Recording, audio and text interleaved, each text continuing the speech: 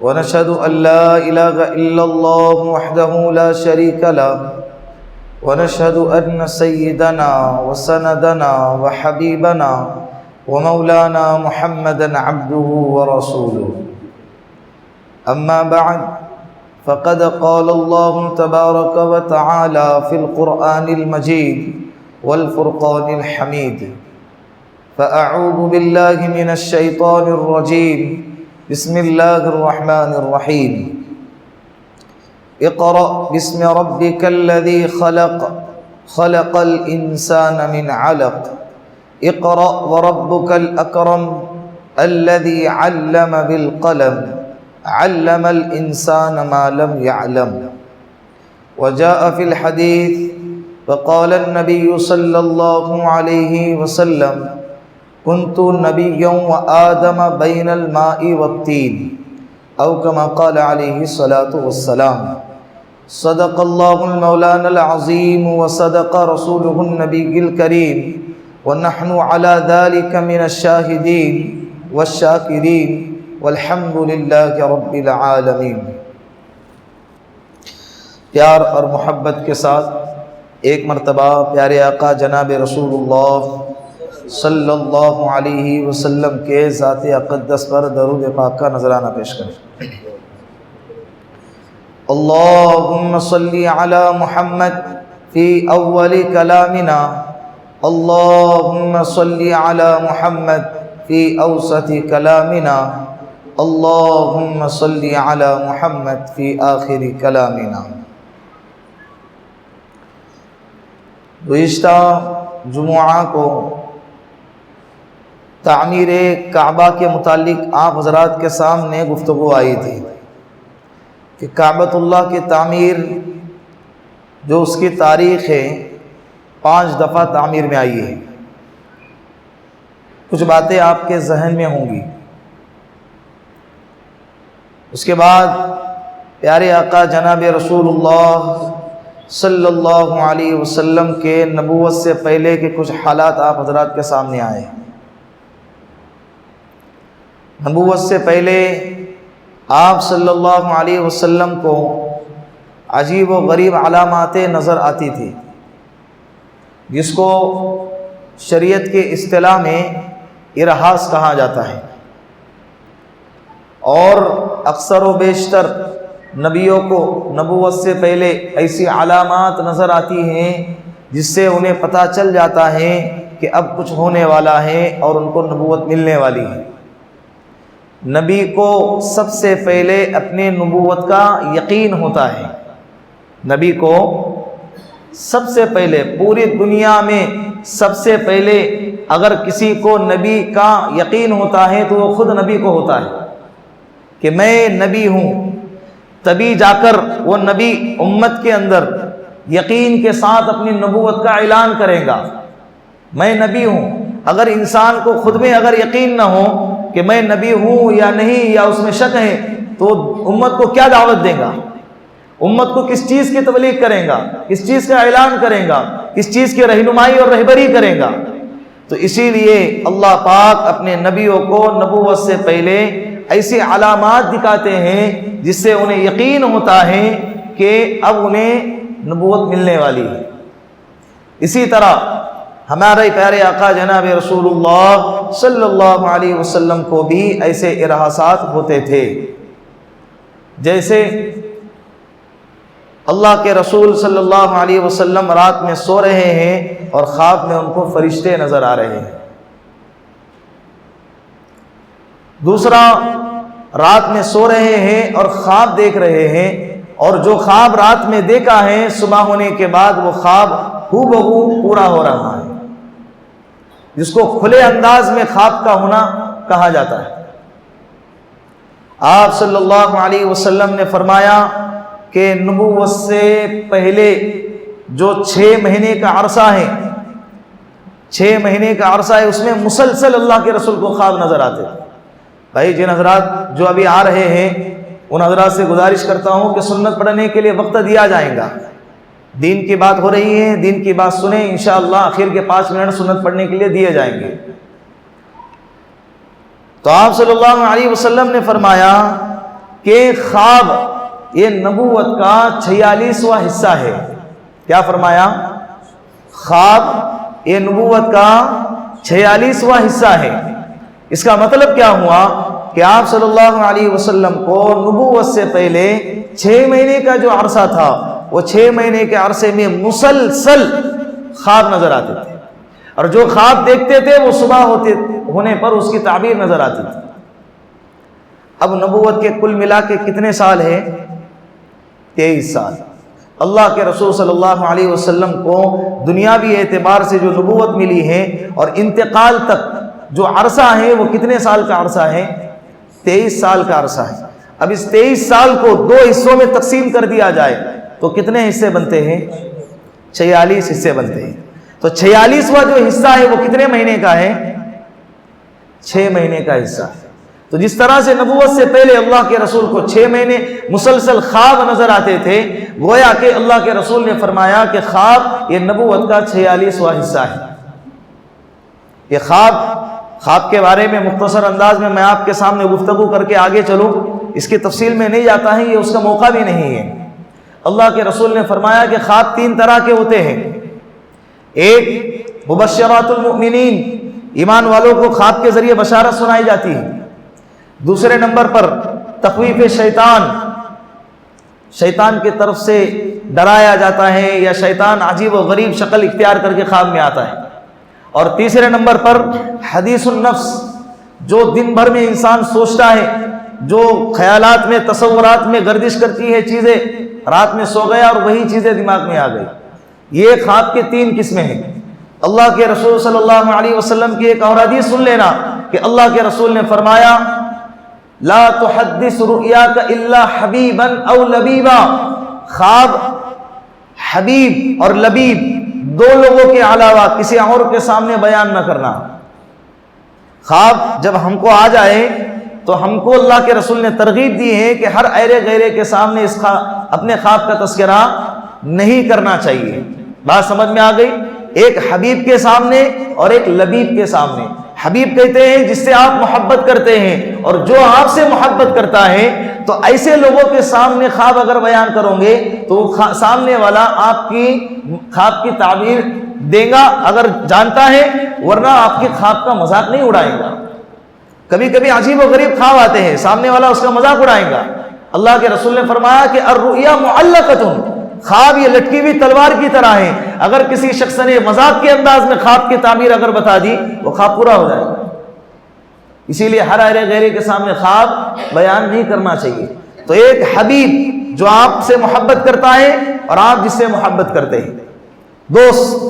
اور دوسرے نمبر پر لبیب، آپ کو اگر معلوم ہے کہ فلاں بندہ خواب کی تعبیر جانتا ہے، خواب کی تعبیر کا علم رکھنے والا ہے، جس کو لبیب کہتے ہیں، اولو الالباب، تو ایسے شخص کے سامنے آپ خواب بیان کرو تاکہ آپ کو اس سے فائدہ ہو. ورنہ کسی کے سامنے بھی اس کا تذکرہ نہ کرے، خواب اچھا ہو برا ہو خاموش رہا جائے. کیا کیا جائے؟ اور خواب کو اتنا سیریس بھی نہ لیا جائے. اسی لیے شریعت محمدیہ کے اندر خواب یہ حجت اور دلیل نہیں ہے. خواب دیکھ لیا اور حضرت نے کہا کہ میں نے آج خواب دیکھا ہے، فلاں خواب دیکھنے کی وجہ سے فلاں احکام نازل ہوں گے، بالکل نازل نہیں ہوں گے. خواب یہ نبیوں کے سچے ہوتے تھے. خواب یہ نبیوں کے خواب یہ دلیل ہوا کرتے تھے، نبیوں کے خواب یہ وحی ہوا کرتے تھے، نبیوں کے خواب یہ حجت ہوا کرتے تھے. ہمارے خواب نہیں. ہماری باطن ہمارا ظاہر کیا حال ہے ہم جانتے ہیں، تو ہمارے خواب بھی ویسے ہی کوالٹی کے ہوں گے. تو آپ صلی اللہ علیہ وسلم کو نبوت سے پہلے خواب نظر آتے تھے. اسی طرح ارہاسات میں ایک ارہاس یہ کہ اللہ کے رسول چل رہے ہیں، راستے میں پتھروں سے آواز آ رہی ہے. کیا؟ السلام علیکم یا رسول اللہ. بادل سایہ کر رہے ہیں، فرشتے خواب میں آ رہے ہیں. یہ اللہ کے رسول صلی اللہ علیہ وسلم کے ساتھ نبوت سے پہلے کے حالات. پھر جیسے جیسے زمانہ نبوت کے قریب ہوتا جا رہا تھا، ویسے ویسے اللہ کے رسول صلی اللہ علیہ وسلم کو جلوت سے وحشت ہونے لگی اور خلوت میں دل لگنے لگا. اللہ کے رسول صلی اللہ علیہ وسلم نے فرمایا کہ حبب الی الخلا، میرے دل میں تنہائی اور خلوت کی محبت ڈال دی. لوگوں سے، مخلوق سے، جلوت سے اللہ کے رسول کو وحشت ہونے لگی۔ غار حرا، جنت المعلی جو قبرستان ہے مکہ المکرمہ میں، اس سے آگے سائڈ میں ایک غار حرا، بہت اونچا پہاڑ ہے، 2-2.5 گھنٹے ایسی چڑھان پہ لگتے ہیں چڑھنے میں۔ آپ صلی اللہ علیہ وسلم وہاں جاتے تھے اور کئی دن وہاں گزارا کرتے تھے، تنہائی اللہ کو یاد کرتے۔ اب یہاں پر محدثین نے روشنی ڈالی ہے کہ آپ صلی اللہ علیہ وسلم غار حرا میں کس مذہب کو فالو کرتے تھے اور کون سی عبادت کرتے تھے، ابھی تو نبوت آئی بھی نہیں تھی۔ تو بعض محدثین نے اس پر کلام کیا ہے کہ آپ صلی اللہ علیہ وسلم حضرت موسیٰ علیہ السلام، حضرت عیسیٰ علیہ السلام کے مذہب کو مانتے، اس لیے کہ اس وقت میں یہی 2 مذاہب چلتے تھے۔ حضرت ابراہیم علیہ السلام کا مذہب منسوخ ہو چکا تھا، تو یہ یہودی اور یہ جو نصارہ ہیں، جو عیسائی ہیں، ان دونوں کے مذہب وہاں پر رائج تھے اس وقت میں، اس علاقے کے اندر، اس وقت کے اندر۔ تو ہو سکتا ہے کہ آپ صلی اللہ علیہ وسلم اس مذہب کو فالو کرتے تھے، لیکن پھر بعض محدثین نے، بلکہ اکثر و بیشتر محدثین نے اس پر کلام کیا کہ آپ صلی اللہ علیہ وسلم تو امی تھے، لکھنا اور پڑھنا نہیں جانتے تھے، تو پھر اس مذہب کو فالو کرنے کا کوئی مطلب رہا نہیں۔ تو لہٰذا آپ صلی اللہ علیہ وسلم کو اللہ کی طرف سے ایسی چیزیں بتائی گئی تھی کہ جس کی وجہ سے آپ صلی اللہ علیہ وسلم اللہ کو یاد کرتے تھے، تنہائی میں مخلوقات پر، اللہ کے قدرت پر غور و فکر کیا کرتے تھے۔ یا آپ صلی اللہ علیہ وسلم غار حرا میں جاتے تھے اور اللہ کو جو منظور ہوگا وہ اللہ اپنے نبی کے زبان سے ایسے کلمات جاری کرواتے تھے جس سے آپ صلی اللہ علیہ وسلم اللہ کو یاد کرتے۔ جیسے آپ کہوں گے کہ ابھی تو نبوت نہیں ملی، تو کیسے؟ تو اللہ کے رسول صلی اللہ علیہ وسلم جب پیدا ہو گئے، ابھی تو ان کی جوانی بھی نہیں آئی اور 40 سال کی عمر بھی نہیں آئی، اور آپ صلی اللہ علیہ وسلم پیدا ہو گئے، تو بعض روایات میں لکھا ہے کہ اللہ کے رسول اسی وقت سجدے میں گر گئے اور اللہ کے سامنے کیا کہا؟ اللہ اکبر کبیرہ والحمد للہ حمدا کثیرا وسبحان اللہ بکرۃ واصیلا۔ یہ آپ صلی اللہ علیہ وسلم کے سب سے پہلے کلمات ہیں جو اللہ ہی کی تعریف میں ہیں۔ کس کی تعریف میں ہیں؟ اللہ ہی کی تعریف میں۔ تو نبوت سے پہلے آپ صلی اللہ علیہ وسلم جو اللہ کو منظور تھا اس انداز سے اللہ کی عبادت کرتے ہیں۔ ایک مہینے کا توشہ ساتھ میں لے کر جاتے تھے، غار حرا میں جا رہے، بالکل اپنے جو ہے جسمانی اور صحت کا خیال نہ کرتے ہوئے، اپنے گھر والوں سے بے فکر ہو کر، مخلوقات سے بالکل لا تعلق ہو کر آپ صلی اللہ علیہ وسلم غار حرا میں جا کے، اس لیے ایک انتظار تھا، ایک بے چینی تھی اللہ کے رسول صلی اللہ علیہ وسلم کو کہ کوئی آنے والا آئے گا، اور وہ گھڑی بھی ایسی تھی کہ سارا عرب بلکہ سارا عالم انتظار میں تھا کہ کوئی آئے گا رہبر، اور جو امت کی رہبری کرے گا اور امت کو جہالت سے نکالے گا۔ سب کے سب بت پرستی میں ڈوبے ہوئے تھے، شراب نوشی میں ڈوبے ہوئے تھے، اور لڑکیوں کو زندہ دفنایا جا رہا تھا، سود کھایا جا رہا تھا، قتل و غارت گیری، جنگ و جدال کا زمانہ تھا، لوٹ مار گھسیٹ کیا جاتا تھا، راتوں میں لوٹا جاتا تھا قافلوں کو۔ یہ حال تھا اس وقت کے دور کا۔ تو آپ صلی اللہ علیہ وسلم جب غار حرا میں گئے، اس وقت میں اب ایک تنہائی جو ہوتی نا، پہلے زمانے کی بات کر رہا ہوں، اب کے زمانے میں تو ہمیں یہ دعا کرنا چاہیے کہ اے اللہ تنہائی کے گناہ سے ہماری حفاظت فرما۔ پہلے کی تنہائیاں یہ گناہوں سے پاک ہوا کرتی تھی، تنہائیوں میں انسان سے گناہ ہونا تصور ہی نہیں تھا۔ اب تنہائی انسان کو زیادہ تر گناہوں میں مبتلا کرتی ہے۔ یہ یہود و نصارہ نے جو موبائل ہمارے ہاتھ میں تھما دیا ہے، جس نے ہماری تنہائیوں کو برباد کر دیا۔ ایک بندہ رات کے اندھیرے میں، کمرہ بند ہے، دروازہ بند ہے، کوئی دیکھ نہیں رہا ہے، اس کے باوجود بند کمرے میں تنہا رہنے کے باوجود اس کا ایمان خطرے میں ہے یا نہیں؟ آج کے حالات ایسے ہیں۔ یہی وقت چل رہا ہے کہ نہیں چل رہا ہے؟ تو ایسے وقت میں اللہ سے دعا مانگے کہ اے اللہ مجھے میرے تنہائیوں کے اندر گناہوں سے بچا لیجیے، مجھے میرے تنہائیوں کے اندر مجھے گناہوں سے بچا لیجیے، جلوت کے گناہ سے بچا، خلوت کے گناہ سے بچا۔ اللہ سے ہر وقت دعا کرتے رہنی چاہیے۔ یہ دعا کی برکت سے یہ ہوگا کہ ہمارے لیے گناہ سے بچنا آسان ہو جائے گا۔ شیطان ایک طرف محنت کرتا ہے اور فرشتہ ایک طرف محنت کرتا ہے۔ اللہ کے رسول نے فرمایا کہ ہر انسان کے ساتھ ایک شیطان اور ایک فرشتہ لگا دیا گیا ہے۔ فرشتہ اچائی کی طرف بلاتا ہے، شیطان برائی کی طرف بلاتا ہے۔ اب ہمارا ضمیر ہے کس طرف جائے گا؟ تو جس چیز پر زیادہ محنت ہوگی، جس چیز کی طرف زیادہ کوشش ہوگی، ہمارا نفس اس طرف جائے گا۔ تو اللہ سے دعا کرتے رہنا چاہیے۔ تو آپ صلی اللہ علیہ وسلم تنہائی میں جاتے تھے۔ یہ باطن کو کلین کرنے کے لیے. ویسے تو باطن پہلے ہی سے کلین تھا. آپ صلی اللہ علیہ وسلم کا ظاہر بھی پاک، باطن بھی پاک، کان بھی پاک، ناک بھی پاک، آنکھیں بھی پاک، زبان بھی پاک، ہاتھ بھی پاک، پیر بھی پاک. سر کے بال سے لے کر پیر کے ناخن تک ہمارے آقا جناب رسول اللہ صلی اللہ علیہ وسلم کا پاک ہی پاک تھا. اس کے باوجود اللہ کے رسول کو تنہائی کروائی جا رہی ہے، یہ اور چمکانے کے لیے. اور کس لیے؟ اور چمکایا جا رہا ہے اس لیے کہ 600 سال کے بعد مخلوق کا ملائے اعلیٰ سے تعلق اور رابطہ ہونے والا ہے. 600 سال کے بعد اللہ کی طرف سے مخلوق کو ایک میسج آنے والا ہے. کتنے سال کے بعد؟ 600 سال کے بعد امت کا اور بندوں کا اللہ سے 600 سال کے بعد رابطہ جڑنے والا ہے، ایک رابطہ ہونے والا ہے 600 سال کے بعد. تو اس کے لیے جو نظام بنانا تھا، جو پلاننگ کرنا تھا، جو انتظام کرنا تھا، وہ ہو رہا تھا. آپ صلی اللہ علیہ وسلم غار ہرا میں جا رہے ہیں. چچا ابو طالب بھی پریشان ہے کہ محمد اتنے دنوں تو غار ہرا میں بیٹھا ہوا ہے، مجھے ڈر لگتا ہے کبھی کوئی چیز اس کو تکلیف نہ دے دے. ہر وقت پریشان رہتے تھے. سن عیسوی 610 آپ صلی اللہ علیہ وسلم کے پیدائش کا سال آپ کو یاد ہوگا.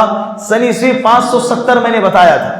اس کے 40 سال کے بعد سن عیسوی 610 میں 6 اگست رمضان کا مہینہ چل رہا ہے اردو کے اعتبار سے. آپ صلی اللہ علیہ وسلم کی عمر 40 سال 6 مہینے 10 دن. آپ کی عمر شریف کتنی تھی؟ بولو. 40 سال 6 مہینے 10 دن. یہ نبوت کے وقت کی عمر تھی. یہ ظاہری اعتبار سے اور دنیاوی اعتبار سے جب اللہ کے رسول کو نبوت ملنی تھی اس وقت کی عمر اللہ کے رسول کی 40 سال 6 مہینے 10 دن تھی. ورنہ آپ صلی اللہ علیہ وسلم سے حضرت ابو ہریرہ رضی اللہ عنہ صحابی ہیں اور اصحاب صفہ میں سے ہیں. جامعہ صفہ کے ایک اسٹوڈنٹ اور ایک طالب علم ہیں. اللہ کے رسول سے پوچھا کہ یا رسول اللہ آپ کو اللہ نے نبوت کب عطا فرمائی؟ تو آپ صلی اللہ علیہ وسلم اگر ظاہری اعتبار سے جواب دینا تھا تو اللہ کے رسول کہہ دیتے کہ جب میری عمر 40 سال 6 مہینے 10 دن کی تھی اور میں مکہ میں تھا، اس وقت میری عمر اور میں اتنی جوانی کی عمر کو پہنچا تھا تو اس وقت مجھے نبوت ملی. اللہ کے رسول صلی اللہ علیہ وسلم کو یہ جواب دینا تھا. لیکن اللہ کے رسول صلی اللہ علیہ وسلم نے کتنا بہترین جواب دیا، اور جو جواب تھا وہ بالکل صحیح اور بالکل برحق تھا. اللہ کے رسول نے فرمایا کہ ابو ہریرہ کنت نبیا وآدم بین الماء والطین، اللہ نے مجھے نبی اس وقت بنایا تھا جس وقت حضرت آدم علیہ السلام کی کہانی ابھی شروع بھی نہیں ہوئی تھی. حضرت آدم علیہ السلام یہ پانی اور مٹی کے درمیان تھے. اللہ نے مجھے اسی وقت نبی بنایا تھا. آپ نے قرآن پڑھا ہے؟ قرآن میں آپ نے پڑھا ہوگا بسم اللہ الرحمن الرحیم یاسین والقرآن الحکیم انک لمن المرسلین. اس سورہ یاسین کے تفسیر میں مفسرین نے لکھا ہے اس کائنات کو بنانے سے 2000 سال پہلے، اس کائنات کو بنانے سے 2000 سال پہلے اللہ نے سورہ یاسین کی تلاوت فرمائی. کتنے سال پہلے؟ زمین، آسمان، جنت، جہنم، چاند، سورج، ستارے، سیارے، اس سب کچھ کے بنانے سے پہلے اللہ نے 2000 سال پہلے کس کی تلاوت فرمائی؟ قرآن یہ اللہ کا کلام ہے نا، یہ اللہ کی ذات سے نکلا ہوا کلام ہے. تو اللہ نے 2000 سال پہلے کس کی تلاوت فرمائی؟ ارے بولو، اتنا بڑا مجمع ہے. سورہ یاسین کی تلاوت فرمائی. اور سورہ یاسین میں اللہ کیا کہہ رہے ہیں؟ یاسین یہ کس کا نام ہے؟ ہمارے آقا کا نام ہے. اللہ کہہ رہے ہیں قسم ہے والقرآن الحکیم، مجھے قسم ہے قرآن حکیم کی، انک لمن المرسلین، کہ بے شک تو رسولوں میں سے ہے، تو نبیوں میں سے ہے، تجھے میں رسول بنانے والا، تو رسول ہے. تو یہ انک جو ہے نا عربی کا جملہ ہے. یہ کا عربی میں اس وقت استعمال کیا جاتا ہے جب کوئی بندہ سامنے حاضر ہو، سامنے موجود ہو، گویا کہ اللہ اپنے حبیب کو سامنے دیکھ رہے ہیں اور اپنے حبیب کو دیکھ کر کہہ رہے ہیں انک لمن المرسلین، اے حبیب تو رسول ہے. تو آپ صلی اللہ علیہ وسلم کو نبوت کب ملی؟ آپ سمجھ رہے ہیں؟ یہ تو نبوت کا اظہار ہو گیا. 40 سال 6 مہینے 10 دن کے بعد یہ کیا ہو رہا ہے؟ یہ نبوت کا اظہار ہو رہا ہے۔ ویسے تو ہمارے آقا کو نبوت اللہ نے حضرت آدم علیہ السلام اس وقت میں ان کی کہانی شروع بھی نہیں ہوئی تھی، اس وقت میں اللہ نے ہمارے آقا کو نبوت عطا فرمائی۔ حضرت جبرائیل علیہ السلام آئے، تصور کرے 600 سال کے بعد، 610 سال ہو گئے۔ حضرت عیسیٰ علیہ السلام جب نبی دنیا میں ہوتا ہے تو مسلسل اللہ کی طرف سے میسیج آتے رہتے نا، مخلوق کو، بندوں کو آتے ہوتے۔ حضرت عیسیٰ علیہ السلام کو آسمان پہ اٹھایا گیا، اس کے بعد یہ فطرت نبوت کا زمانہ تھا، کوئی نبی بیچ میں نہیں آیا۔ یہ 600 سال کا بیچ کا جو عرصہ ہے، اس بیچ کے عرصے میں کوئی نبی نہیں آیا۔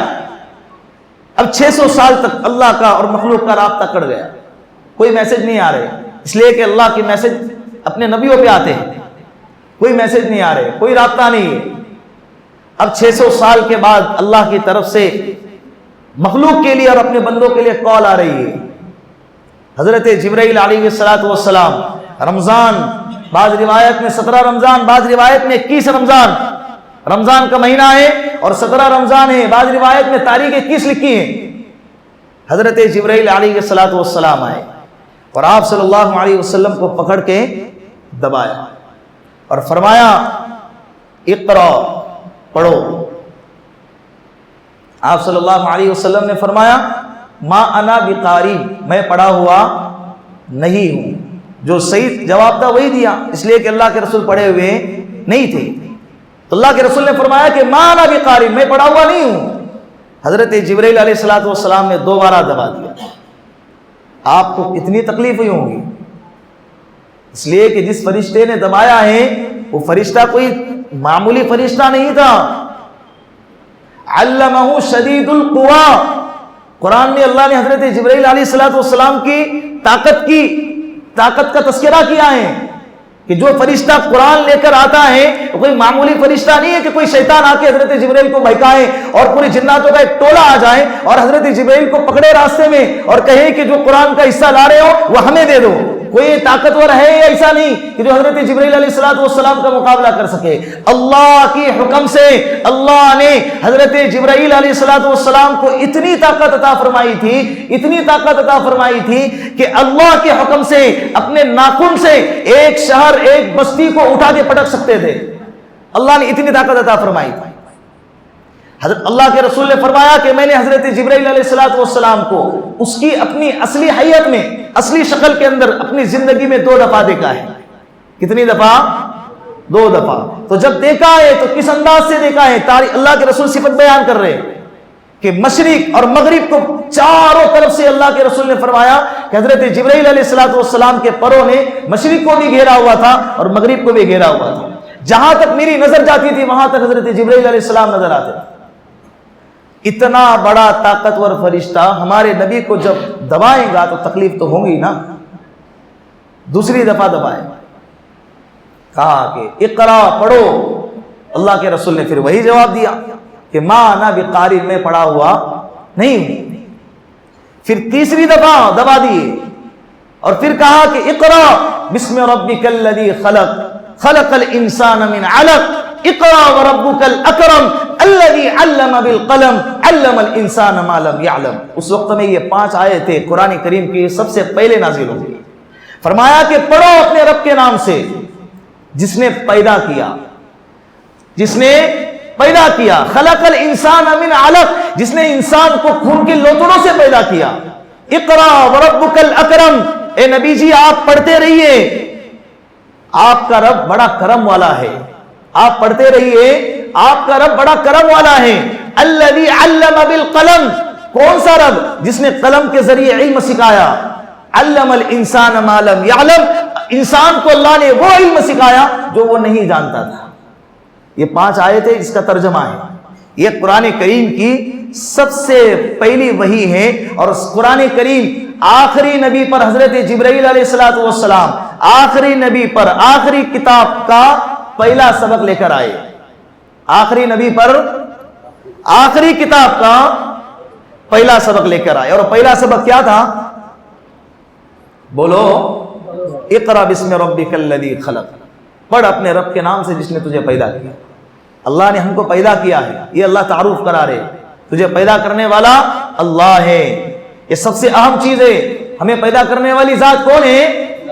اللہ کی ذات ہے۔ حضرت جبرائیل علیہ السلام نے یہ 5 آیتیں اللہ کے رسول صلی اللہ علیہ وسلم کے قلب اطہر پر اتاری۔ اللہ کے رسول گھر آئے ڈرے ہوئے، کپ کپی پورے بدن میں چھا گئی، اور حضرت خدیجہ الکبریٰ رضی اللہ عنہا کے پاس آ کر کہا کہ خدیجہ زملونی زملونی، مجھے جلدی سے چادر اڑاؤ، مجھے ڈر ہے کہ کہیں میں ہلاک نہ ہو جاؤں۔ حضرت خدیجہ الکبریٰ رضی اللہ عنہا نے فوراً اللہ کے رسول کو چادر اڑائی اور کہا کہ کیا ہوا آپ کے ساتھ، مجھے بتاؤ۔ پھر اللہ کے رسول نے پوری کہانی سنائی، اور جو منظر تھا وہ پورا منظر اللہ کے رسول کے سامنے بیان فرمایا کہ کوئی فرشتہ آیا تھا، کوئی شخص آیا تھا جس نے مجھے اتنے زور سے بیچا اور 3 دفعہ بیچا، اور مجھ سے کہا کہ اقرأ بسم ربک الذی خلق۔ وہ 5 آیتیں سنا دی اور ڈرنے لگے کہ کہیں میرے ساتھ کچھ برا نہ ہو جائے۔ اس وقت میں حضرت خدیجہ الکبریٰ رضی اللہ عنہا نے اللہ کے رسول کو تسلی دی، فرمایا کہ آپ گھبرائیے نہیں، اللہ آپ کے ساتھ کبھی بھی برا نہیں کرے گا، آپ تو صلہ رحمی کرتے ہیں، آپ تو دشمنوں کے ساتھ بھی اچھائی کا معاملہ کرتے ہیں، آپ رشتہ داروں کے خیال کرتے ہیں، آپ مظلوموں کا خیال کرتے ہیں، ان کو ظلم سے بچاتے ہیں، آپ جس پر قرض کا بوجھ ہے ان کے قرض کو ہلکا کرتے ہیں۔ آپ اتنے سارے صفات کے ماہر ہیں، اچھے اخلاق کے کمالات کے ماہر ہیں، تو آپ کے ساتھ کوئی برا کیسے کر سکتا ہے؟ انگریز کا ایک مفکر، ایک ماہر لکھتا ہے کہ انسان جو ہے نا دنیا والوں کے لیے ہیرو ہوتا ہے، باہر والوں کے لیے ہیرو ہوتا ہے، لیکن اپنے گھر کے اندر اس کی کوئی چلتی نہیں ہے۔ گھر کے اندر آنے کے بعد وہ بندہ زیرو بن جاتا ہے۔ اگر کسی بندے کو گھر والوں نے ایکسیپٹ کر لیا تو سمجھ جاؤ کہ یہ اصل میں ہیرو ہے۔ یہ اصل میں کیا ہے؟ وہ قصہ سنائے نا آپ نے لطیفہ کہ ایک اللہ والے تھے، آسمان میں اڑ رہے ہیں، ساری بستی آ گئی دیکھنے کے لیے، کیا بڑے اللہ والے بزرگ ہیں ماشاءاللہ، آسمان میں کیا کر رہے ہیں؟ اڑ رہے ہیں۔ بعد میں وہی اللہ والے اپنے گھر آئے، بیوی کہنے لگی بڑے اللہ والے بنے پھرتے ہو، اللہ والے تو وہ تھے جو آج ہم نے آسمان میں اڑتے ہوئے اوپر رہنے کی وجہ سے ان کو صاف نظر نہیں آیا ہوگا کہ یہی وہی ہے۔ تو کہنے لگے کہ بڑے اللہ والے بنے پھرتے ہو، اللہ والے تو وہی تھے جو آج ہم نے دیکھا، ساری بستی نے دیکھا کہ آسمان میں اڑ رہے ہیں۔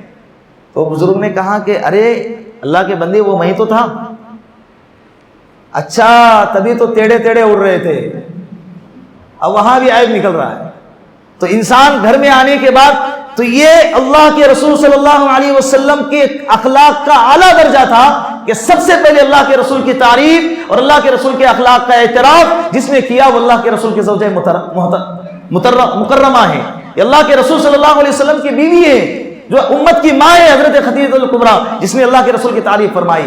اللہ کے رسول فرماتے ہیں کہ جس وقت اللہ کے رسول نے حضرت خدیجہ نے میری تعریف فرمائی، اس وقت مجھے اتنی تسلی ہو گئی، مجھے اتنا اطمینان ہو گیا کہ ساری گھبراہٹ میری ختم ہو گئی۔ پھر حضرت خدیجہ الکبریٰ رضی اللہ عنہا نے اللہ کے رسول کے دل کے اطمینان کے لیے، اور دل مطمئن ہو جائے، اطمینان کی تو کوئی جو ہے حد ہوتی نہیں ہے، ورنہ اللہ کے رسول کو ویسے اطمینان تھا کہ میں نبی ہوں، لیکن اور اطمینان میں اضافہ ہو جائے، اس لیے اللہ کے رسول صلی اللہ علیہ وسلم کو اپنے پھوپھی ذات بھائی کے پاس، ورقہ بن نوفل کے پاس لے کر گئے۔ ان کے پاس جانے کے بعد ساری نوعیت بتا دی۔ ورقہ بن نوفل نے کہا، وہ تورات کا اور انجیل کا حافظ تھا، جاننے والا تھا، عالم تھا وہ۔ اس نے کہا کہ مجھے لگتا ہے کہ جو فرشتہ حضرت موسیٰ علیہ السلام کے پاس آتا تھا وہی فرشتہ آپ کے پاس آیا ہے، اور جو کتابوں میں علامتیں بتائی گئی ہیں کہ نبی آخر الزمان آنے والے ہیں، ایک آخری نبی آنے والے ہیں، وہ بشارتیں آنے والی ہیں، ہو سکتا ہے کہ وہ آپ ہی ہو۔ اور پھر ایک اور بات بتا دی، کہا کہ محمد آپ کی قوم آپ کو اپنے علاقے سے نکالیں گی اور نکلنے پر مجبور کریں گی، اس وقت اگر میں زندہ رہا تو اس وقت میں آپ کا ساتھ دے دوں گا۔ پھر آپ صلی اللہ علیہ وسلم آئے، آپ صلی اللہ علیہ وسلم نے اپنے نبوت کا اعلان کیا، رضی اللہ عنہ ہے۔ پھر اس کے بعد حضرت ابو بکر صدیق رضی اللہ عنہ اللہ کے رسول کے ہاتھ پر مسلمان ہو گئے۔ پھر اس کے بعد حضرت علی کرم اللہ وجہہ یہ مسلمان ہو گئے۔ پھر اس کے بعد حضرت زید بن حارثہ رضی اللہ عنہ، یہ سب کے سب صحابہ یہ اللہ کے رسول کے سب سے قریبی تھے، سب سے چہیتے تھے، جو اللہ کے رسول کے ہاتھ پر مسلمان ہو گئے۔ 3 سال تک، کتنے سال؟ 3 سال تک آپ صلی اللہ علیہ وسلم خفیہ انداز میں صحابہ کو دین کی دعوت دیتے رہے اور اپنے نبوت کا اعلان کرتے رہے اور اسلام کی دعوت دیتے رہے 3 سال تک. تھوڑا تھوڑا عملہ بڑھتا گیا. جب 3 سال کا عرصہ ہو گیا تو اس وقت میں اللہ کی طرف سے ایک آیت نازل ہو گئی, ایک قرآن کریم کا پیغام دیا گیا, فاصدع بما تؤمر واعرض عن المشرکین. اے نبی جی, اللہ نے آپ کو جس چیز کا حکم دیا ہے اب کھلے انداز میں, بالکل واضح انداز میں امت کے سامنے پیغام پہنچا دینا. اب مشرکین کی بالکل پرواہ نہ کرنا. اب وہ کیا کرتے ہیں کیا نہیں کرتے, جان کا خطرہ ہے, مال کا خطرہ ہے, جسمانی خطرہ ہے, اس کی کوئی پرواہ نہیں کرنا ہے. اب کھلے انداز میں آپ کو امت کے سامنے یہ سنانا ہے کہ سب کا پیدا کرنے والا خالق اور مالک اللہ ہے اور میں نبی ہوں, یہ اعلان کر دینا. یہ اعلان ہونے کے بعد پھر کیا اللہ کے رسول مشرکین کی پرواہ کریں گے, کیا اپنی جان کی پرواہ کریں گے؟ پھر آئے اور اللہ کے رسول صلی اللہ علیہ وسلم نے اپنے قوم کے سامنے نبوت کا اعلان کرنے کے لیے جو طریقہ اور جو اسلوب اپنایا, کتنا بہترین انداز تھا, کتنا حکیمانہ انداز تھا. اللہ کے رسول صلی اللہ علیہ وسلم کوہ صفا پہ کھڑے ہو گئے. صفا پہاڑی ہے, اس پہاڑی پر کھڑے ہو گئے اور پورے اپنی قوم کو پکارا, یا صباحا یا صباحا. یہ قریش مکہ جو ہے نا, اس نعرے کی اہمیت کو سمجھتے تھے کہ جب یہ نعرہ لگایا جاتا ہے تو سمجھ جاؤ کہ بہت بڑی تباہی آنے والی ہے, بہت بڑا خطرہ آنے والا ہے. تو سارا عرب اس وقت میں جو قریش مکہ تھے, سارے قریش مکہ اللہ کے رسول صلی اللہ علیہ وسلم کے ارد گرد جمع ہو گئے. اللہ کے رسول کوہ صفا پہاڑی کے اوپر ہیں اور پورا ان کا جو قبیلہ ہے وہ نیچے کھڑا ہے. اللہ کے رسول صلی اللہ علیہ وسلم نے فرمایا کہ اے میرے قبیلے کے لوگوں, اگر میں تم سے یوں کہوں کہ اس پہاڑی کے پیچھے جو ایک دشمن لشکر لیے ہوئے کھڑا ہے جو تم پر حملہ آور ہونے والا ہے, تو کیا تم میری بات کا یقین کرو گے؟ تو سب لوگوں نے بیک زبان کہا کہ محمد, ہم نے آپ کو آج تک کبھی بھی زبان سے جھوٹ بولتے ہوئے نہیں دیکھا ہے, نہیں سنا ہے. تو آج اگر آپ یہ کہیں گے ہم آپ کی باتوں کو بالکل مانیں گے. آپ صلی اللہ علیہ وسلم نے پھر اپنی دعوت رکھی. فرمایا کہ جس طرح سے تم اس لشکر سے اور دشمن کے اس حملے سے ڈر رہے ہو, میں تمہیں ڈراتا ہوں اس ہولناکی کے عذاب سے, اس جہنم کی آگ سے میں بچاتا ہوں, تمہیں ڈراتا ہوں. میں اللہ کا نبی ہوں اور میں تمہیں جہالت سے, گمراہی سے, گناہوں سے, جہنم سے بچانے کے لیے اور جنت میں داخل کرانے کے لیے بھیجا گیا ہوں. قولوا لا الہ الا اللہ تفلحون, تم سب کے سب کہو کہ لا الہ الا اللہ, اللہ تمہیں کامیاب کرے گا, اللہ تمہارے مقدر میں کامیابی لکھ دے گا, تم دنیا میں بھی کامیاب ہوں گے اور تم آخرت میں بھی کامیاب ہوں گے. اللہ کے رسول صلی اللہ علیہ وسلم نے یہ قریش مکہ کے سامنے اپنی بات رکھی. سب خاموش ہے, چپ ہو گئے. ایک نئی بات سامنے آ گئی, یہ کیا ہو گیا؟ ابو لہب کہنے لگا, جو اللہ کے رسول صلی اللہ علیہ وسلم کا چچا ہے, وہ کہنے لگا, اے محمد, تو نے اسی لیے ہمیں یہاں بلایا ہے؟ سب لوگوں کو جمع کیا, اتنا چیخو پکار کیا اور سب کو بلا لیا, اس لیے بلایا ہے؟ تیرا تو سارا دن خراب ہو. یہ جملہ اللہ کے رسول کے لیے استعمال کیا. اللہ نے قرآن کریم میں بسم اللہ الرحمن الرحیم تبت یدا ابی لہب وتب پورے دنیا والوں کو سنا دیا اور قیامت تک کے لیے اللہ نے اس کے لیے ہلاکت لکھ دی, تباہی لکھ دی. تو دنیا جہنم میں بھی قیامت کے دن بھی تباہ ہوگا. سب کے سب وہاں سے بکھر گئے. پھر وہاں سے صحابہ کرام کا عملہ بڑھتا گیا, صحابہ پہ ظلم بڑھتا گیا. پھر اللہ کے رسول صلی اللہ علیہ وسلم نے دین کے خاطر, اسلام کے سربلندی کے لیے اور امت جہنم سے بچ جائے, جنت میں جانے والی بن جائے, یہ کس طرح سے ہوگا؟ تو اس کے لیے اللہ کے رسول نے کتنی قربانی دی, کتنے ظلم سہے, صحابہ کرام نے کتنے ظلم سہے. اللہ کے رسول صلی اللہ علیہ وسلم نے پھر صحابہ کو ہجرت کرنے کا حکم دیا. وہ ساری کیفیت, ساری سیرت انشاءاللہ آئندہ مجلس میں آپ کے سامنے آئیں گی.